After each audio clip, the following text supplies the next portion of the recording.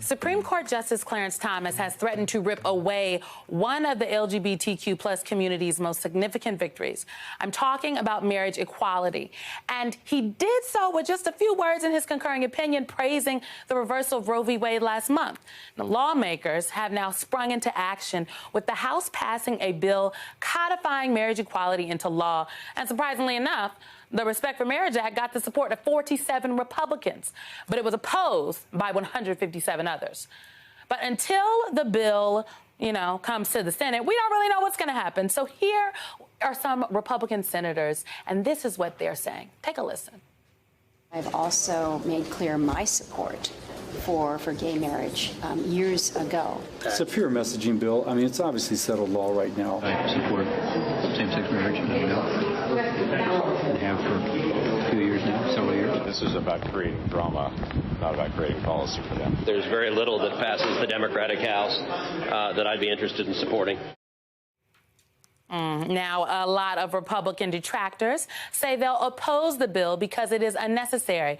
Marriage equality is settled. It's not going anywhere, they say. Does it sound familiar? Well, as y'all know, I will not be gaslit, and you should not be either. When they're threatening your rights, it's not time to get comfortable. It's time to get codified. So joining me now is someone who knows all about that, Democratic Congressman and co-sponsor of the Respect for Marriage Act, Richie Torres of New York. Welcome to you, Congressman. Thank you very much for being here. Okay, so the level of Republican support for this bill, I think, would have been unthinkable even just a few years ago. But this also comes at a time when homophobia in the Republican Party, let's just say it is getting more and more normal. Just look at the constant comparison of LGBTQ plus people to quote unquote groomers. They are being targeted. So what do you make of this disparity?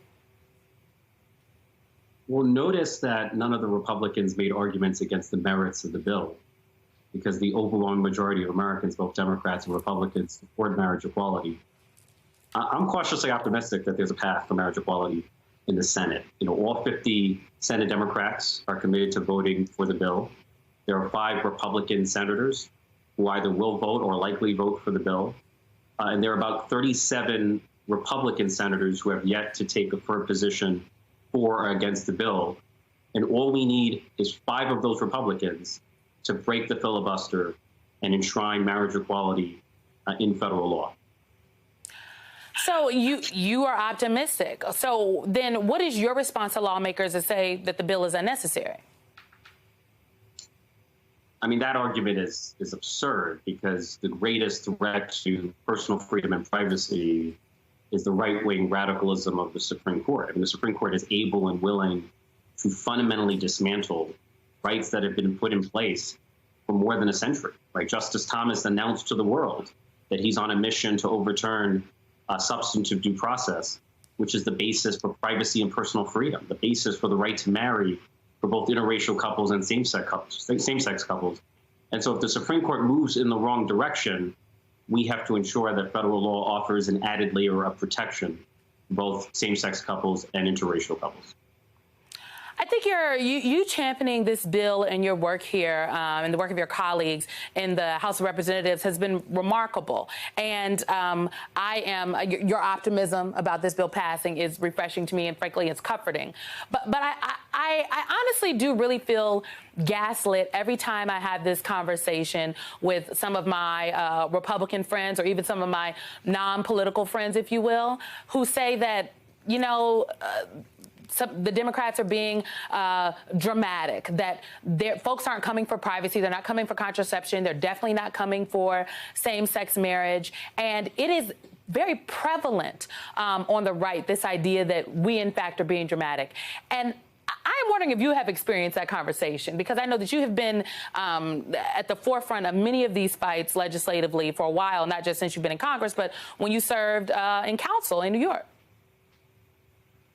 I mean, I heard those exact arguments. So I had the honor of presiding over the debates and the vote for marriage equality.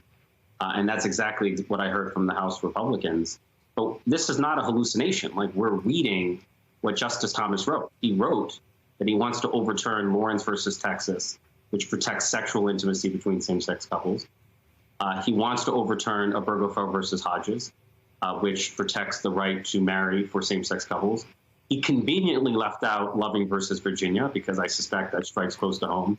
But this is not speculation on our part. We're reading the opinion that Justice Thomas wrote for the world. He's not even hiding the fact. He's not even hiding it. He's making it plain. My last question for you before you go, sir, is do you know of any of these efforts that are underway to codify other pro-LGBTQ plus court decisions? I'm specifically thinking of the 2020 ruling that expanded employment protections to LGBTQ plus Americans. Because before that ruling, a person could be fired for their sexuality in 27 states. Exactly right. So in the House, we passed the Equality Act, which would protect the LGBTQ community from discrimination in matters of employment, housing, and public accommodation. But the bill continues to languish in the Senate because the greatest stumbling block to the path to progress is the filibuster. But I'm hopeful that we have a fighting chance of overcoming the filibuster with respect to marriage equality. D.C. is a place that often disappoints, but every so often there are pleasant surprises, and one of those pleasant surprises could be marriage equality passed on a bipartisan basis in the U.S. Senate. All right, we'll have to leave it there. Thank you so much, Congressman Richie Torres. We appreciate your time today. Of course.